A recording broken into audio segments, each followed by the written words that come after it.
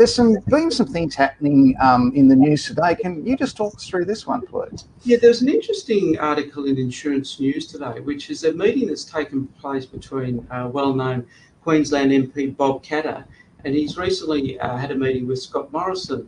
And in it, Bob has suggested to Scott that the government look at extending the ARPC, or rolling something out, which is the Australian Reinsurance Pool Corporation. Now, this is something I mentioned in my correspondence to the Prime Minister in 2019 when OBA just started as a business. But basically, and it ties back to a question you asked, Mike, during our first chat, which is something our industry could potentially do better.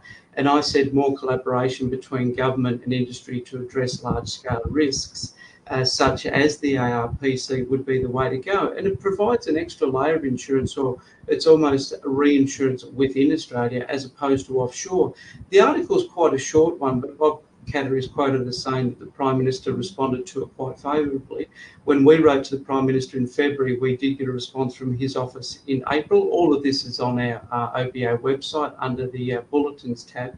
And we were then referred on to the Federal Minister for Agriculture, David Littleproud, for which discussions continued. And then I brought up the ARPC with him directly too. So it is an interesting development, with the underlying objective to assist in addressing insurance needs in North Queensland from flood and large-scale impact weather events.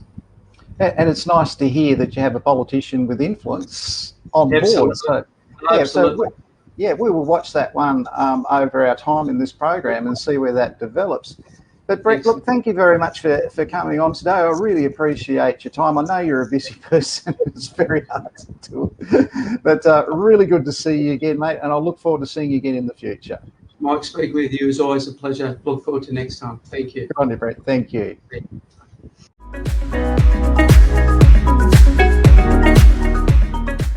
Mr. Brett O'Brien, who is very busy, and I don't know how he found the time to be here today, but Brett's agreed to come on and share about his business and actually what he does as a loss adjuster.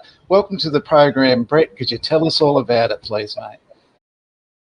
Yeah, I would imagine that would be the case. So what's the future hold for Brett?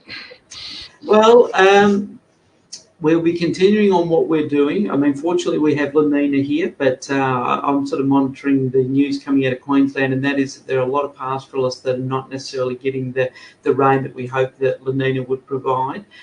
So the future here for the business is we'll be doing more of the same, and we would like to see more done in the space of drought insurance in Australia, and we'll be certainly putting our 2 bits forward for that.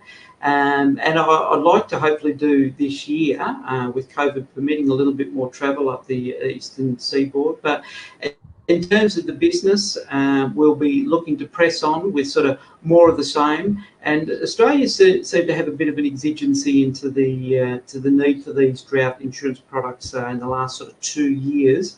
And I would like to see that continue and be part of that. Okay. All right. One last question. If you could have your industry association do something to assist your industry, what would that be that would be helpful? I know they do a great job, but if there was just something else they could do, what would that be? Yeah, well, that's a good question, and one I'm going to just sort of mull over for a second before I respond to you. I think as an industry, and I can draw drought as an example, and also COVID, whilst we're all a bit sort of COVID fatigued, it's certainly not going anywhere.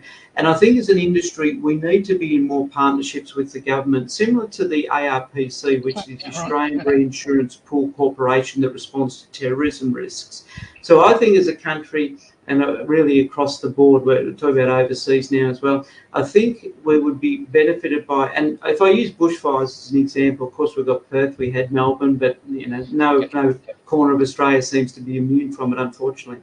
I think we need more partnerships at a government level, or more synergy between the industry and government to be sort of working on these as collectives. And that is, I would like to clarify, that's no criticism of any entity to date, but more collaboration between the industry and government to address large-scale risks. That's fantastic, Brett. I've taken up all the time that I promised I'd keep you for.